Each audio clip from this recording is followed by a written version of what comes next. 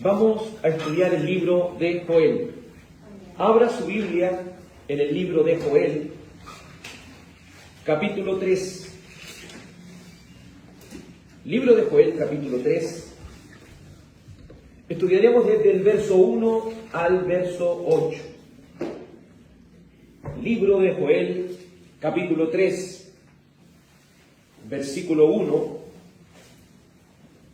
al 8. Y ya estamos llegando a la recta final de este libro de Joel. Joel, capítulo 3, versículo 1. Doy lectura en el nombre del Señor Jesús. Amén. Porque he aquí que en aquellos días y en aquel tiempo en que haré volver la cautividad de Judá y de Jerusalén, reuniré a todas las naciones y las haré descender al valle de Josafat.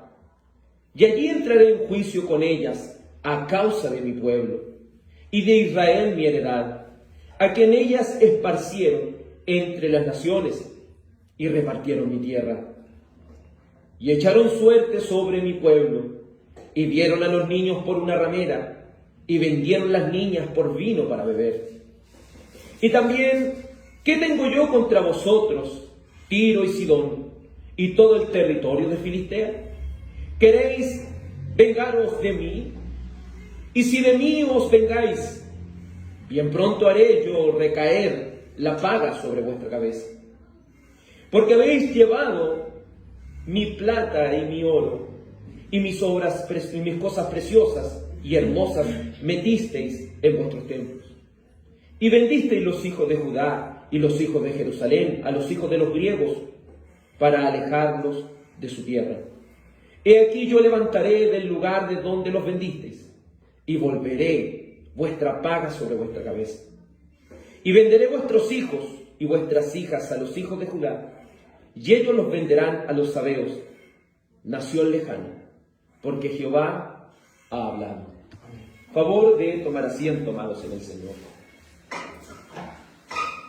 Contemplando lo que la vez pasada pudimos ver por medio de las Escrituras, este libro de Joel en el capítulo 2 nos hablaba aquel profeta que en los postreros días, es decir, en los últimos días, el Señor enviaría el derramamiento de su Espíritu Santo. Algo que se cumplió ya en el libro de los Hechos, en el capítulo 2, cuando el Espíritu Santo fue derramado sobre la iglesia, reunida allí 120 en número. Y empieza la descripción el libro de Joel con respecto a las señales que precederían a esa venida, y hemos dicho, son señales simbólicas. No estamos esperando de que la luna se convierta en sangre, ni que el sol se coloque rojo, sino que vemos que todos aquellos que no quieran servir al Señor, que todos aquellos que quieran permanecer en sus pecados, tendrán que recibir el justo juicio de Dios. Y ejemplo de ello vimos cómo en el año 70, por el emperador Tito, fue destruida Jerusalén. Por completo fue destruida, porque fue rebelde a la palabra de Dios. Todo esto nos llevaba al último punto, el versículo 32, que dice: y todo aquel que invocare el nombre del Señor será salvo. Todo aquel que invocare el nombre del Señor será salvo. Podemos ver que si el Espíritu Santo viene sobre una persona, si el Espíritu Santo entra al corazón de alguien, ese alguien ¿a dónde irá? Sino a los pies de Cristo. Ese alguien ¿a dónde irá? Sino a invocar el nombre del Señor y hallar salvación en Él. Hemos comprendido ya hace mucho tiempo que la salvación no viene de nuestras propias fuerzas. Para ser salvos o ser transformados, no podemos y no nos alcanza con la fuerza humana, sino que necesitamos ¿de quién? Del Espíritu Santo. Necesitamos de la tercera persona de la Trinidad. Necesitamos del Espíritu Santo, porque Él es el único que puede entrar a nuestro corazón y puede ser derramado sobre nosotros. Es en ese contexto que entra el capítulo 3, versículo 1, y dice: porque he aquí que en aquellos días y en aquel tiempo que haré volver la cautividad de Judá y de Jerusalén, reuniré a todas las naciones. El profeta quiere darnos a entender que en los últimos tiempos, en los últimos días que han comenzado, ¿cuándo? Con la primera venida de Cristo, que tendrán fin en la segunda venida de Cristo para pasar ya a la nueva era, si lo podemos decir, para pasar ya a ese nuevo tiempo donde se acabará el pecado, donde se acabará la maldad, la corrupción, donde seremos transformados por completo para seguir a Cristo. Dentro de ese esquema que está realizando el profeta, nos está anunciando y diciendo, porque aquí, en aquellos días, es decir, después del derramamiento del Espíritu Santo, en ese lapso en el cual el Señor consume su reino, ¿qué haría Él sino hacer volver la cautividad de Judá y de Jerusalén? En primer lugar, al ir a estudiar este texto, debemos contemplar una cosa, que cuando los profetas hablaban por Dios, ellos eran seres humanos, y como seres humanos usaban ejemplos o revelaciones que ellos ya veían. Si en este caso la iglesia todavía no existía, ¿ellos qué iban a decir? Se iban a referir al pueblo de Dios, ¿cierto? Que en este caso es Judá y Jerusalén. Se iban a referir al pueblo de Dios. A eso quiere hablar este tema. Muchos han situado la vuelta de la cautividad, por ejemplo, después de Babilonia. Otros la han situado ahora en 1948, cuando Israel, ¿cierto?, volvió a su nación. Pero si hay algo que usted y yo debemos contemplar, es que el Mesías está gobernando sobre ellos. En el sentido, ¿cierto?, literal, no. Porque ellos siguen, aunque volvieron a su tierra, ellos siguen corriendo peligro de que sean echados en cualquier momento. Entonces, esta profecía no la podemos situar como lo hace el dispensacionalismo, en que esa cautividad ocurrió, ¿cierto?, en 1948, ocurrió cuando volvieron de Babilonia. Esto tiene un trasfondo que es para el pueblo de Dios. Esto tiene un trasfondo para la iglesia del Señor. Y este trasfondo es darnos esperanza. Porque cada uno de nosotros éramos esclavos ¿de qué? Del pecado. Y nos ha el Señor hecho reunir ¿a dónde? En su cuerpo, llamado la iglesia. Esto es mucho más profundo de lo que usted y yo pensamos. Esto es mucho más profundo de que un pueblo vuelva a su tierra. Porque la tierra prometida es más allá que Jerusalén. La tierra prometida es la nueva Jerusalén. Es ahí donde estaremos reunidos para siempre con el Señor. Entonces podemos ver en este haré volver la cautividad de Judá y Jerusalén. Podemos contemplar esa redención que el Señor ha hecho por nosotros. Podemos contemplar lo que se ha cumplido en Cristo y lo que Él consumará en el final de los tiempos. Por eso esa cautividad y el volver a la cautividad debe brindarnos tal esperanza como lo era para el judío de aquel entonces. Porque si hay algo que se va repitiendo, y para aquellos que han estado leyendo las Escrituras, ¿cierto?, constantemente, se van a dar cuenta que Jeremías habla de volver a la cautividad, que también lo habla Ezequiel, que también, ¿cierto?, lo hablan diferentes profetas, Isaías, de que ellos volverían de la cautividad. ¿Y eso qué produce en el pueblo de Dios? Sino esperanza, ¿cierto? Porque ¿qué es lo que produce la cautividad? Sino dolor, aflicción, amargura. Porque ser esclavos es algo que a nadie le gusta. Joel, si fíjese en el tiempo, el libro de Joel lo dijimos al principio en la introducción, no podemos situar el libro de Joel en alguna línea de tiempo aparente, porque no se nombra ningún rey, porque no se nombran, ¿cierto?, las grandes, como los asirios, ni siquiera, se nombran los babilónicos. Entonces es difícil situarlo en algún lugar. Pero si hay algo que tenemos claro, es que él no conocía todavía de la cautividad, porque aquí, ¿cierto?, está hablándolo como algo futuro. Entonces vemos cómo el Señor se anticipa a las cosas futuras, cómo el Señor se anticipa aún más allá de las cosas. Si algo también hemos comprendido es que las profecías de Dios tienen una sola interpretación y no varias como muchos han pretendido hacer. Por eso esto es de manera simbólica y apunta a la redención de Cristo, porque Él nos hará volver de la cautividad. ¿Y qué es lo que produce la cautividad?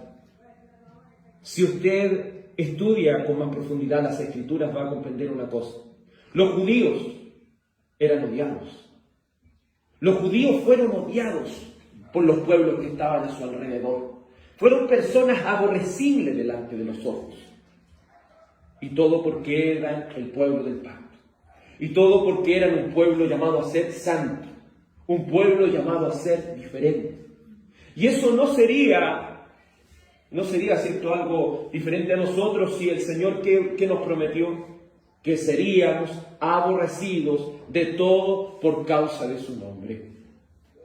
Pero aunque seamos aborrecidos por la gente por predicar a Cristo, aunque muchas veces nuestra familia se coloque en contra de nosotros por hablar de estas cosas, nosotros miramos a aquella esperanza de que en un momento, en algún lugar del tiempo establecido por Dios, nos reuniremos para estar con Él para siempre. Volveremos a estar con el Señor. Mientras muchos contemporáneos toman este texto literal y confían en que esto ya se cumplió en el regreso del exilio babilónico, o otros la sitúan en 1948 cuando la conformación del Estado de Israel tuvo lugar, ellos ignoran que si fuera así la promesa estaría incompleta, pues no es Cristo el que está reinando sobre ellos. Si queremos ser bíblicos al interpretar este pasaje, comprenderemos que aquí habla de la iglesia, habla del pueblo de Dios, pues ella, cuando todas las naciones, la iglesia, ¿cierto?, de todas las naciones será repatriada para la gloria de Dios en el reino mesiánico que será consumado. Porque ¿qué va a pasar al final? Tesalonicenses, ¿qué dice? Los muertos en Cristo resucitarán primero. Luego nosotros los que hayamos quedado seremos arrebatados juntamente con ellos para recibir al Señor en el aire. Allí estaremos siempre con el Señor. Hacemos mención también de Apocalipsis capítulo 7, versículo 9. Apocalipsis capítulo 7, versículo 9, donde dice que el Señor los ha tomado de toda lengua, tribu o nación. Es hermoso, y vamos a Apocalipsis capítulo 7, versículo 9, porque el Señor toma a la iglesia, toma a este pueblo santo de Dios. Y para que me entiendan, cuando hablo de iglesia no estoy hablando de cuatro paredes, ni siquiera estoy hablando de aquellos que se dicen ser cristianos y no lo son. Cuando hablo de la iglesia estoy hablando de los verdaderos escogidos de Dios. Amén. Apocalipsis capítulo 7, versículo 9 dice así: después de esto miré, y aquí una gran multitud, la cual nadie podía contar, de todas las naciones y tribus y pueblos y lenguas, que estaban delante del trono y en la presencia del Cordero, vestidos de ropas blancas y con palmas en las manos, y clamaban a gran voz diciendo: la salvación pertenece a nuestro Dios, que está sentado en el trono y al Cordero.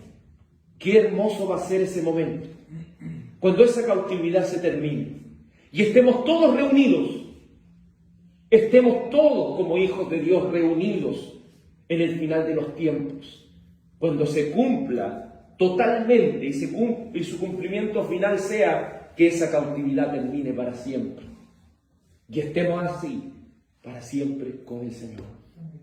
Porque cuando vino el Señor Jesucristo, también, como cantábamos hace un momento, nos hizo libres. Nos hizo libres de la esclavitud del pecado. Nos hizo libres de aquel pecado que de una u otra manera quiere atacar nuestras vidas. Pero la libertad no la logramos por nosotros mismos. Fue Cristo quien nos libró en la cruz. Esto ya ha comenzado. Esta repatriación que el Señor ha hecho. Esto, como puede decirse en el libro de Joel, este volver a la cautividad del pueblo de Dios, ya ha comenzado. Y esto ya ha comenzado con la ascensión y la posterior coronación del Señor. Porque cuando Cristo resucitó y ascendió y se sentó a la diestra de Dios Padre, Él ha comenzado su obra a través del Espíritu Santo, a traer a sus hijos. ¿A dónde? A su reino. No olvidemos lo que el Señor le dijo a sus discípulos. El reino de los cielos está entre vosotros. El reino de Dios está entre vosotros. Cuando la iglesia se reúne como embajada del cielo. Cuando los santos en el día del Señor se reúnen como esa embajada del cielo, donde los amados de Dios están ahí para glorificar y exaltar al Señor. Todos aquellos que de la esclavitud del pecado eran cautivos han sido hechos libres y reinarán con Cristo, como dice Apocalipsis 26. Apocalipsis capítulo 20, versículo 6. Vemos cómo el Señor nos ha hecho libres y al hacernos libres nos hizo participantes de este reino. Apocalipsis capítulo 20, versículo 6 dice así: Bienaventurado y santo el que tiene parte en la primera resurrección. La segunda muerte no tiene potestad sobre ellos, sino que serán sacerdotes de Dios y de Cristo, y reinarán con Él 1000 años. Si hay algo que anteriormente, ¿cierto?, en algún momento vimos en el Evangelio según San Juan, es que la resurrección es mucho más allá que nuestro cuerpo pueda brotar de la tierra. La resurrección ha comenzado cuando el Señor nos dio vida. Porque ¿cómo estábamos nosotros antes? Estábamos muertos en nuestros delitos y pecados. Pero el Señor nos ha dado, ¿qué cosa? Vida eterna. ¿Y cuál es la vida eterna? Que conozcamos al Señor. Y conozcamos a nuestro Padre Celestial. Entonces, somos participantes de esa primera resurrección que el Señor ha hecho. ¿Y la segunda muerte tiene potestad sobre nosotros? Nada. Porque ya el Señor ha vencido, como dice el libro de Oseas, ha vencido la muerte. El Señor ha vencido la muerte. ¿Y qué es lo que somos sino sacerdotes de Dios y de Cristo? Participantes de su reino. Porque cuando hablamos del sacerdocio, no estamos hablando solamente enfocándonos, ¿cierto?, en el sacerdocio levítico, sino que vamos a un sacerdocio aún más allá, ser participantes de este gobierno del Señor, ser participantes y ministros de la adoración.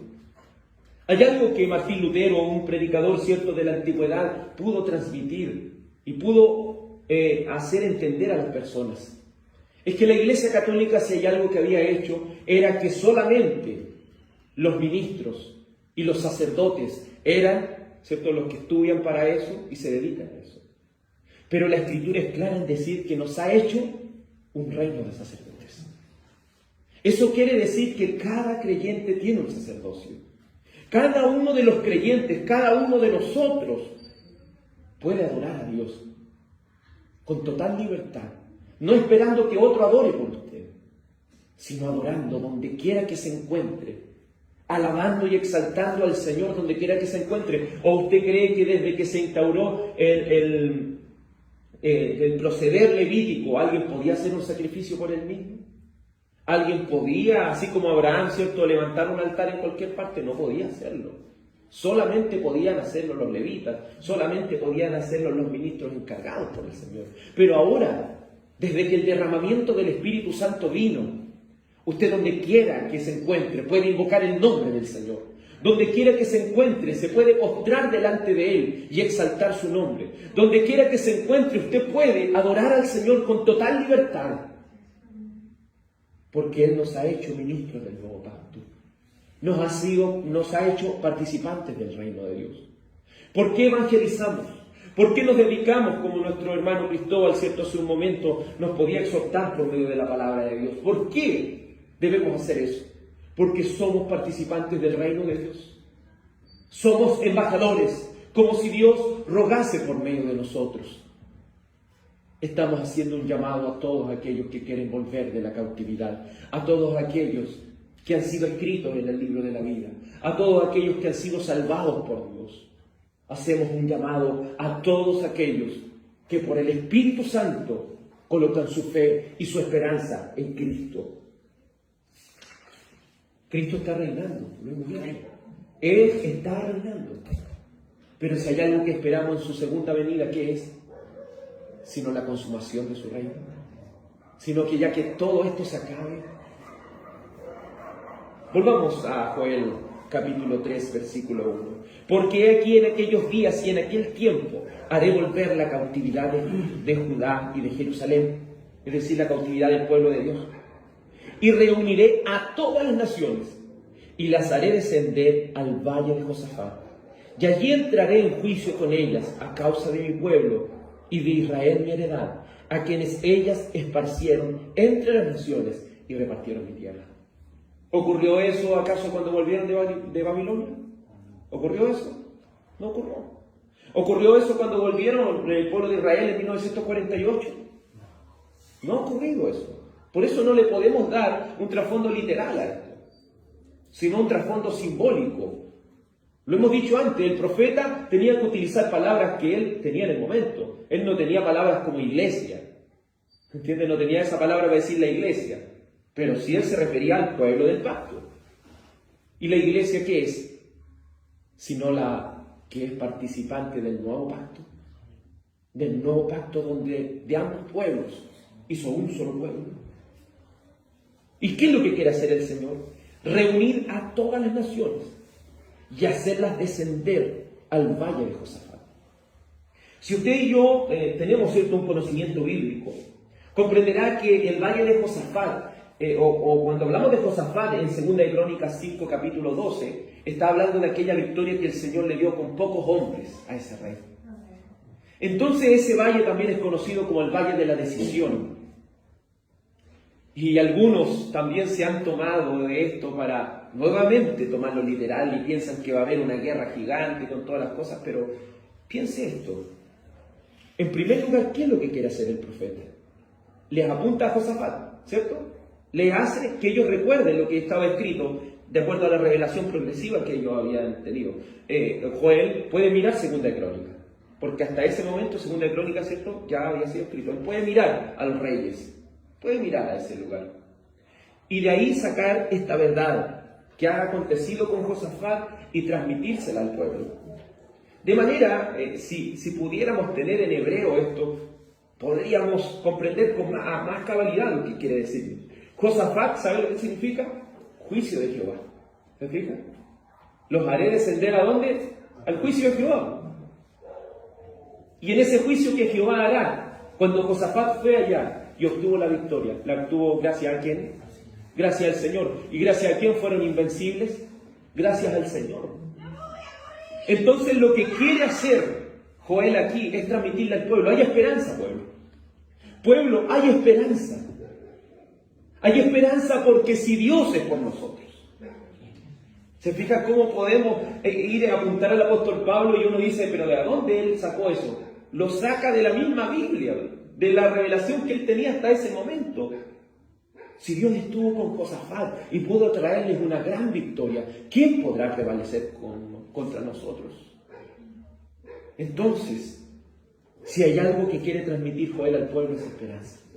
Ustedes pueden estar en la cautividad, ustedes pueden estar lo más alejados, pero si hay algo que no va a prevalecer, es eso.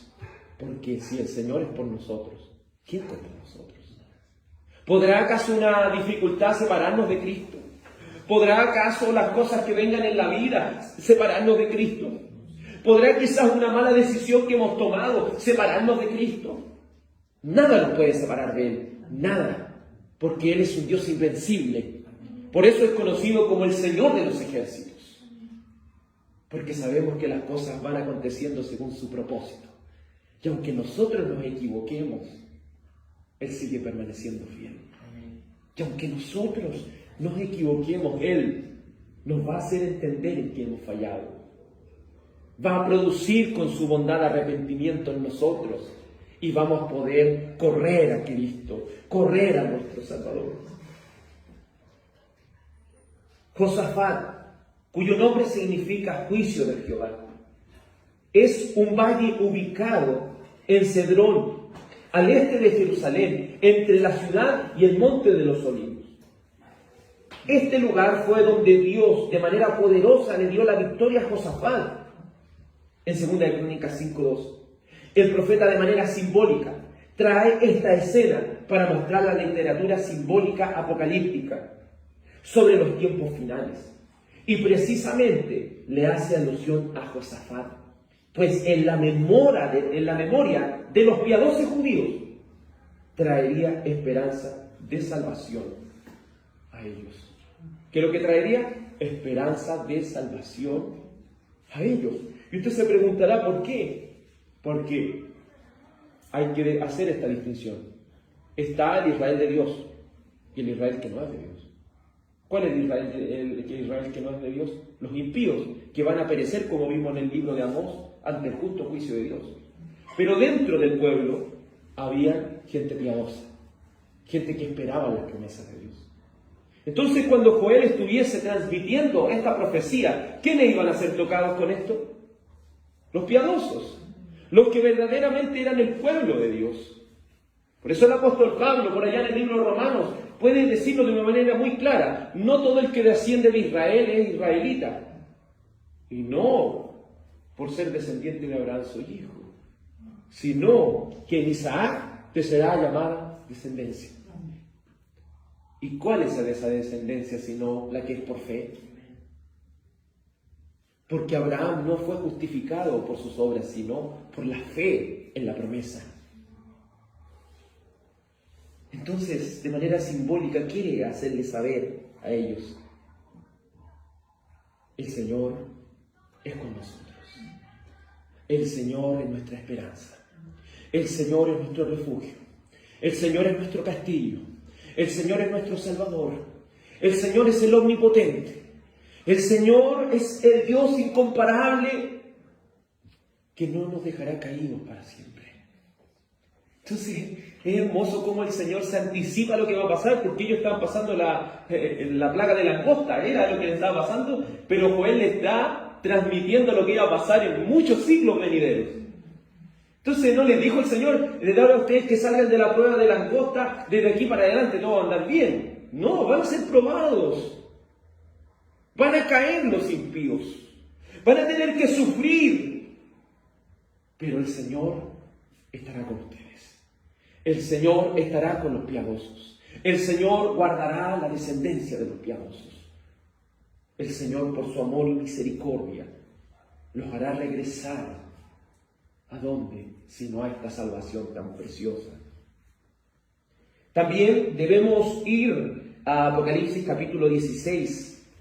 Apocalipsis capítulo 16, verso 16. Porque los impíos se rebelan en contra de la iglesia, en contra del pueblo de Dios. Pero si hay algo que vio Juan en la visión de Apocalipsis 16, 14, es que ellos no podrían prevalecer, porque más adelante nos va dando esta revelación progresiva. Mire, Apocalipsis 16, 13, dice así: y vi salir de la boca del dragón y de la boca de la bestia y de la boca del falso profeta 3 espíritus inmundos a manera de ranas, pues son espíritus de demonios que hacen señales y van a los reyes de la tierra en todo el mundo para reunirlos a la batalla de aquel gran día del Dios Todopoderoso. He aquí yo vengo como ladrón, bienaventurado el que vela y guarda sus ropas, para que no ande desnudo y vean así su vergüenza. Y los reunió en el lugar que en hebreo se llama Armagedón. ¿Qué es lo que hizo, cierto, el enemigo? Reúne a todos los impíos para rebelarse en contra de Dios. Pero si nos saltamos al capítulo 19, Apocalipsis capítulo 19, verso 18, porque eso es lo hermoso de esto. Cuando uno ya va comprendiendo más Apocalipsis, se va dando cuenta que lo mismo que había dicho capítulos anteriores, como que en la visión vuelve atrás, pero lo va explicando con más profundidad. Algo así como Génesis capítulo 1, se fija que muestra la creación de manera rápida y la creación del hombre de manera rápida, pero en el capítulo 2, ¿qué es lo que hace? Profundiza. Es lo mismo aquí. En el otro capítulo vimos que lo estaban reuniendo, el enemigo está reuniendo a toda la gente para irse en contra del pueblo de Dios. Pero en Apocalipsis 19 se muestra cómo el Rey de Reyes y Señor de Señores trae la victoria. Y vamos a Apocalipsis 19, 18 y dice: para que comáis carnes de reyes y de capitanes, y carnes de fuertes, carnes de caballos y de sus jinetes, y carnes de todos, libres y esclavos, pequeños y grandes. Y vi a la bestia, a los reyes de la tierra y a sus ejércitos, reunidos para guerrear contra el que montaba el caballo, y contra su ejército. Y la bestia fue apresada, y con ella el falso profeta que había hecho delante de ella señales, con las cuales había engañado a los que recibieron la marca de la bestia, y habían adorado su imagen. Estos dos fueron lanzados vivos dentro del lago de fuego que arde con azufre. Si hay algo que nos enseña esto, es lo que pudo decir el Señor: las puertas del infierno no van a prevalecer contra la iglesia. Y usted puede ver la persecución que hay en China, y usted puede ver la persecución que hay en Nigeria, usted puede ver la persecución que hay en Filipinas, usted puede ver la persecución que hay en diferentes países. ¿Pero ha podido prevalecer el enemigo? No. Ellos pueden morir físicamente, pero la palabra de Dios sigue viva. Vea las películas antiguas o lea libros de la antigüedad, cuando los romanos traían a los cristianos para que fuesen comidos por leones. Podían matar 1000, pero se levantaban 1000 más predicando a Cristo. Podían, como lo hizo un emperador muy malo de Roma, poner a los cristianos como luminares, como chonchones, como nosotros le llamamos, ¿cierto? En las calles, así hacían. En la noche alumbraba con cristianos, los rociaba, ¿cierto?, con un comburente, les prendía fuego y los mantenía ahí. ¿Y para qué? Cuando vayan pasando la gente, los mire y no se vuelva cristiano. Pero la gente aún más así predicaba a Cristo. Aunque viera morir a su familia, aunque vieran morir, ¿cierto?, todo a su paso, ellos seguían anunciando al Señor. Entonces, ¿quién puede prevalecer contra Dios? No le he venido a transmitir aquí, hermano, no vamos a tener pruebas, el enemigo no nos puede hacer nada, no. El Señor dijo: no teman a los que matan su cuerpo, teman a aquel que puede destruir su cuerpo y su alma en el infierno. Debemos temer ¿a quién? A Dios, y debemos solamente a Él darle honra. En Apocalipsis capítulo 20, versículo 8, esta misma historia que vimos en el 16, que vimos en el 19, ahora se ve aún con más profundidad. Esto ya es en la segunda venida de Cristo. Apocalipsis 19 trata de la segunda venida de Cristo. Apocalipsis 20, desde el versículo 7 en adelante, ya está hablando, ¿cierto?, de esa segunda venida de Cristo. Dice el verso 7: cuando los 1000 años se cumplan, Satanás será suelto de su prisión y saldrá a engañar a las naciones que están en los 4 ángulos de la tierra, a Gog y a Magog, a fin de reunirlos para la batalla, el número de los cuales es como la arena del mar. Y subirán sobre la anchura de la tierra y rodearán el campamento de los santos y la ciudad amada. Y de Dios descendió fuego del cielo y los consumió. Y el diablo que los engañaba fue lanzado en el lago de fuego y azufre, donde estaba la bestia y el falso profeta, y serán atormentados de día y de noche por los siglos de los siglos. Si hay algo que debemos comprender, ¿cierto? Satanás, por lo que ya hemos estado estudiando en las Escrituras, está atado en este momento. Si no estuviera atado, él ya hubiera exterminado a todos los cristianos. Pero ¿saben qué minuto va a ser desatado? Cuando el Señor esté aquí por segunda vez. Entonces, cuando sea desatado, va a querer destruir a los santos. ¿Y va a poder? No, porque el Señor va a estar presencialmente aquí con nosotros. Y el Señor mismo lo va a despedazar. Entonces, por eso es importante entender esa gran verdad de que Satanás está atado en este momento. Porque si no lo estuviera, él se encargaría con todas sus influencias que tiene en el mundo de matar a cada cristiano de esta tierra, y destruir la Biblia. Ni siquiera pueden destruir la Biblia, ni siquiera pueden quemar toda la Biblia del mundo, porque el Señor no lo permite. ¿Y por qué no lo permite? Porque Satanás está encadenado. No le estoy diciendo que está encadenado literalmente, sino de manera simbólica. Porque muchos dicen, entonces Satanás está ahí con cadenas, está refrenado para que no pueda hacer cosas. A eso se refiere. Él no puede quemar toda la Biblia del mundo. Porque sería fácil para él si todos los gobernantes son cristianos, ¿no? Son mundanos. Él podría mandarle a todos los gobernantes que quemen toda la Biblia del mundo y maten a todos los cristianos. Pero está encadenado, no puede hacer eso. Dios no le permite hacer esas cosas. ¿Y qué es lo que debe producir esto? Porque el triunfo, ¿quién lo tiene? El Señor. ¿Y qué dice la Escritura? Somos más que vencedores por medio de aquel que nos amó. Todo esto debiera llenar nuestros corazones de esperanza, como lo era para aquellos judíos de los tiempos de Joel. Pues nuestro Dios es invencible. No hay nadie que se pueda oponer a Él. Dios le dará el pago a los enemigos de su pueblo, pues ellos siempre se opusieron con gran odio y le causaron mucho sufrimiento al pueblo de Dios. Si hay algo que puede hacer el mundo, es causarnos sufrimiento, un sufrimiento temporal. Si hay algo que nos puede causar muchas veces lo que está a nuestro alrededor, es ese dolor. Pero ese dolor no va a durar para siempre. El Señor dijo, en el mundo van a tener aflicción, pero confíen, yo he vencido al mundo. El Señor ha vencido al mundo. Por eso toda esa persecución y todo ese dolor, ¿qué puede hacer contra nosotros? Por eso dice en el verso 2 del capítulo 3 de Joel, reuniré a todas las naciones y las haré descender al valle de Josafat, y allí entraré en juicio con ellas a causa de mi pueblo y de Israel mi heredad, a quien ellas esparcieron entre las naciones y repartieron mi tierra. Israel en el antiguo pacto es el pueblo de Dios. En el nuevo pacto es la iglesia. Y tanto en el antiguo pacto como en el nuevo pacto ocurría algo.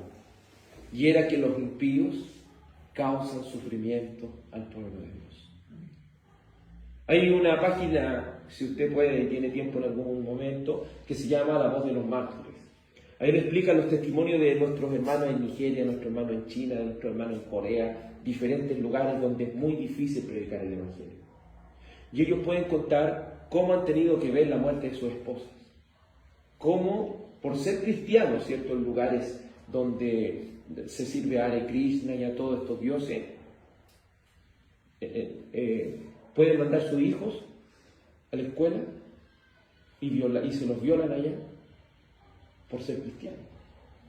¿Cómo puede ir, cierto, un hijo de un cristiano caminando y una de esta gente mala tirarle agua caliente para dejarlos marcados así para toda la vida?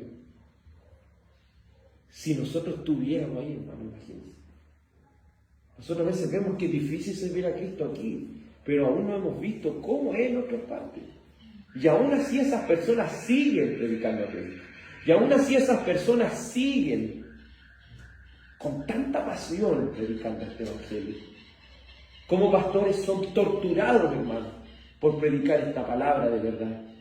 Entonces, no es algo diferente a lo que acontece con Joel. Aquí estamos en una excepción, si lo podemos decir. Tenemos otras luchas, pero no es así en todo el cristianismo. Y dice aquí, en el verso 2, que el Señor le dará el justo pago a estas personas. En palabras simples, el Señor le va a dar el justo pago a todas estas personas, porque ellos le hicieron daño al pueblo del Señor. Porque ellos, dice el verso 3, echaron suerte sobre su pueblo. Dieron a los niños por prostitución, imagínense. Ese es el pueblo de Dios. Eso no está alejado. Por eso usted como cristiano debe contemplar estas cosas. Nosotros no estamos alejados que nos pasen estas cosas. No podemos decir, es que yo porque soy cristiano tengo que vivir algo diferente. No. Estamos expuestos a todas estas cosas. Pero el Señor dijo que Él ha vencido al mundo. El Señor dijo que este sufrimiento va a ser momentáneo.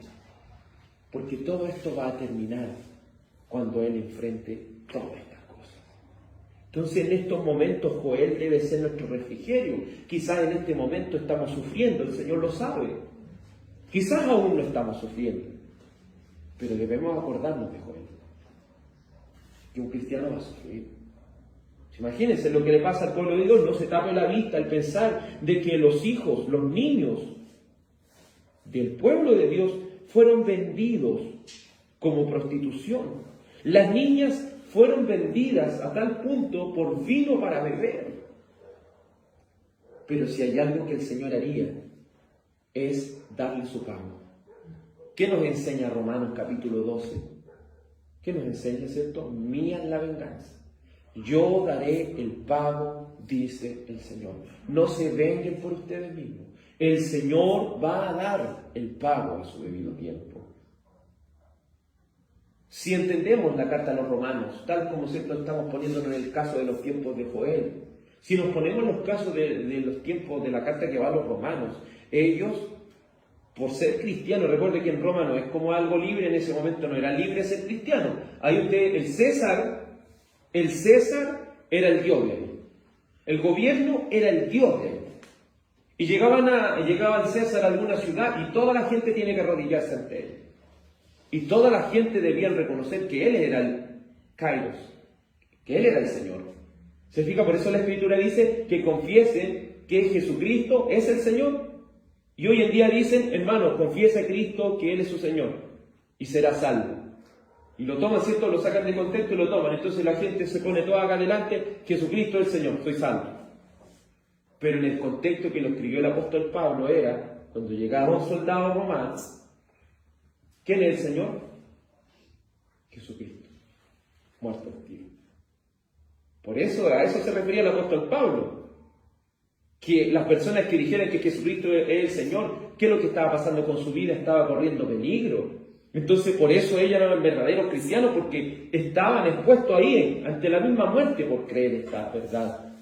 ¿Cuánto más debe ser para nosotros, hermano? No pensemos que no vamos a ser perseguidos. No pensemos que estas cosas están muy lejos de nosotros. Pensemos que nuestra fe debe llegar hasta la misma muerte. Porque ¿qué nos puede hacer? No puede hacer nada más que matarnos. Echaron suertes sobre mi pueblo.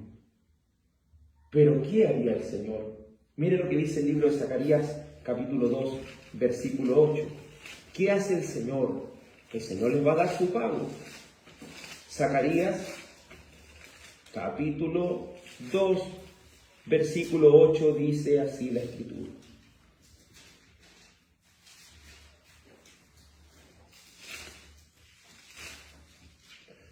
Perdón, Sofonías 3.8.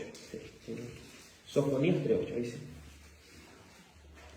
Sofonías, capítulo 3, versículo 8. Dice así la palabra de Dios. Sofonías, capítulo 3, versículo 8. Por tanto, esperadme, dice Jehová, hasta el día que me levante para juzgarlos. Porque mi determinación es reunir a las naciones, juntar los reinos, para derramar sobre ellos mi enojo. Todo el ardor de mi ira, por el fuego de mi celo, será consumida toda la tierra. Entonces lo que quiere el Señor, a veces uno quiere que estas cosas acontezcan al tiro. Señor, por favor, haga de daño a esta gente. No, el Señor dice, mía es la venganza. Y con eso quiere decir que el Señor va a reunir a toda esta gente. Y lo compara el libro de Isaías con qué? Con esa persona, ¿cierto?, que hace vino. Y para hacer vino, ¿qué es lo que hacen? Echan toda la uva en el lagar, que se le llama. ¿Y qué es lo que hace la persona que está dentro del lagar? Al tener toda la uva reunida ahí, pisa. ¿Y qué hace la uva? Se revienta, ¿cierto? Y se va formando un lago de sangre. A eso quiere apuntar el Señor de manera simbólica. Él quiere reunir, llegar al punto que reúna a toda esta gente y ahí darle su merecido. Y ahí despedazarlas por completo. Y ahí hacer este castigo final sobre todos aquellos que le han hecho daño al pueblo de Dios. Las Escrituras hablan de que el pueblo de Dios es la niña de sus ojos. Es decir, un padre que tiene una hija muy preciada que nadie ni siquiera la puede tocar. Entonces, por medio de la palabra de nuestro Señor y Salvador, vamos comprendiendo que a todo aquel que toque a los hijos del Señor, que todo aquel que toque a los amados del Señor, tendrán que recibir el justo castigo y el justo juicio de Dios. Vamos a Joel capítulo 3, versículo 4, y dice: y también, ¿qué tengo yo contra vosotras, Tiro y Sidón, y todo el territorio de Filistea? ¿Queréis vengaros de mí? Y si de mí os vengáis, bien pronto haré yo recaer la paga sobre vuestra cabeza. En ese tiempo los enemigos del pueblo de Dios eran Tiro, Sidón y Filistea. Tiro, Sidón y Filistea, ¿cierto?, eran los enemigos que tenía el pueblo de Dios. ¿Y qué les dice a estos enemigos de Dios? Que el Señor pronto va a caer la paga sobre su cabeza. Esperen el Señor. No tome la determinación por sus propias manos. No crea la ideología de hoy que se llama la justicia social. No crea en eso. Crea que el Señor va a derramar su justicia a su debido tiempo y la va a derramar para su gloria y para su honra. Pero los enemigos de Dios recibirían el justo castigo, el justo pago. El verso 5 dice: porque habéis llevado mi plata y mi oro y mis cosas preciosas y hermosas metisteis en vuestros templos. En Israel, en el templo antiguo, había mucho oro. Habían utensilios como vasos. Utensilios, ¿cierto?, de diferentes maneras en oro. ¿Y qué es lo que hacían estas personas cuando conquistaban esos lugares? Se llevaban estas cosas y las usaban, como el rey Belsasar, para embriagarse. Algunos la usaban para las idolatrías y para los santuarios paganos. Y eso significa profanación.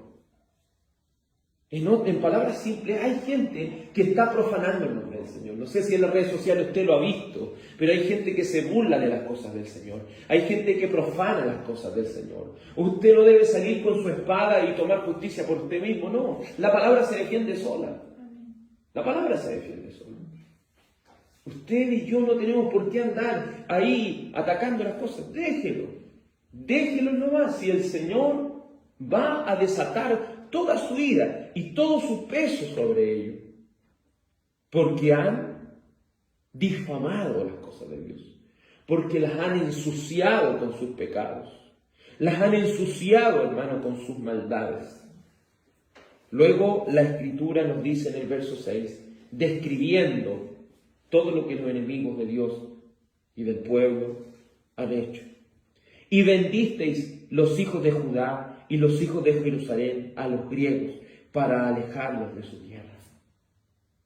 Oiga, si las personas pudiesen alejarnos del Señor, pero de allá mismo el Señor nos va a recoger.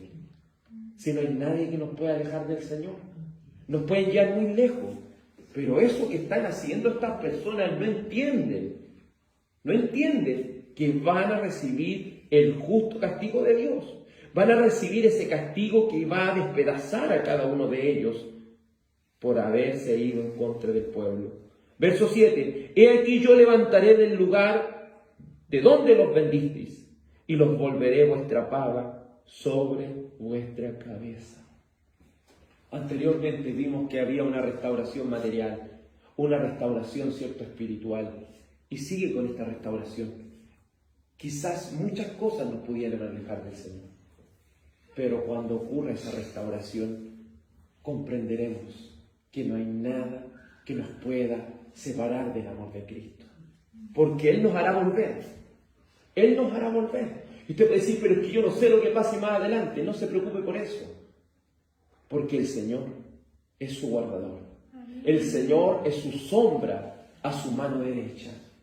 Es decir, Él es quien peleará por vosotros. Él es quien peleará por vosotros. Y Él haría volver a este pueblo, a esta salvación, a esta promesa del Señor. Él los haría volver y daría la paga a los enemigos de Dios. Por último, el verso 8 dice: y venderé vuestros hijos y vuestras hijas a los hijos de Judá, y ellos los venderán a los sabeos, nación lejana, porque Jehová ha hablado. Si hay algo que nos dice este texto, es que el Señor, ¿con qué va a pagar? Con justicia. Ellos hicieron esto, van a recibir esto. Si el Señor no es que a las personas, ¿cierto?, las vaya a castigar desmedidamente, el Señor les va a castigar de acuerdo a lo que ellos hayan dicho. Y algunos dicen, pero si yo no hago nada, entonces voy a recibir poquito castigo. Piensen que el castigo más grande que alguien puede recibir es por despreciar el Evangelio. Porque al despreciar esto, ¿sabe quién estamos despreciando? A Cristo. Estamos teniendo en poco, ¿qué cosa? Su sangre. Es como que estuviéramos pisoteando la sangre del Hijo de Dios, porque la sangre de Él no es cualquier sangre. Que Él haya venido no es cualquier cosa, es Dios. Es Dios con nosotros, como dice Isaías. Entonces ya al despreciar es un gran pecado. Una persona quizás no tome, no fume, como dicen algunos, no vaya a fiesta, sea una persona de casa. Eso no lo va a hacer menos merecedor del juicio de Dios. Porque ya al despreciar al Hijo de Dios, es porque va a recibir el castigo tan grande. Por eso, este castigo, según lo que dice Joel, va a ser, ¿cierto?, muy justo, muy justo. Ellos hicieron de esta manera, van a tener que recibir de esta manera. Ellos despreciaron a Dios, Dios los va a despreciar. ¿Y qué castigo más grande que ser despreciado por Dios?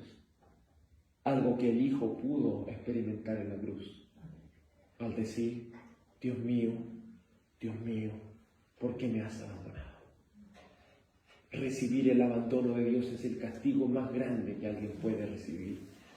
Por eso, amados en el Señor, busquemos al Señor mientras Él puede ser hallado, llamémoslo entre tanto que Él está cerca. Para el pueblo, para los hijos de Dios, aún para esos días, aún para nuestro tiempo presente y para el futuro, esta es una noticia que debería alegrarnos, pues nuestro Dios es invencible y nadie prevalecerá contra Él. Él dará su justo pago a los enemigos del pueblo de Dios, pues de Él es la venganza. Él dará el pago justo. Esperemos al Señor, sigamos sirviendo al Señor, y que aún en las dificultades nuestros corazones se llenen de esperanza, porque el soberano tiene el control de cada una de nuestras almas. Oremos. Dios Padre, gracias, Señor, porque no nos está dando falsa esperanza aquí. Nos está diciendo, Señor, la verdad. Vamos a sufrir, sí. Vamos a padecer, vamos a ser perseguidos. Vamos a recibir, Señor, muchas veces la corrección por nuestras faltas. Pero si hay algo que llena nuestro corazón de esperanza, es, Señor, que tú vencerás para siempre. Es que tú traerás la victoria. Es que no hay nadie, Señor, que prevalezca contra ti. Es que el dolor que podamos sufrir en esta tierra va a ser momentáneo, va a ser temporal, pero después de eso la gloria. Gracias, Señor, por traernos a esta salvación tan grande que es por medio de tu Hijo Jesucristo.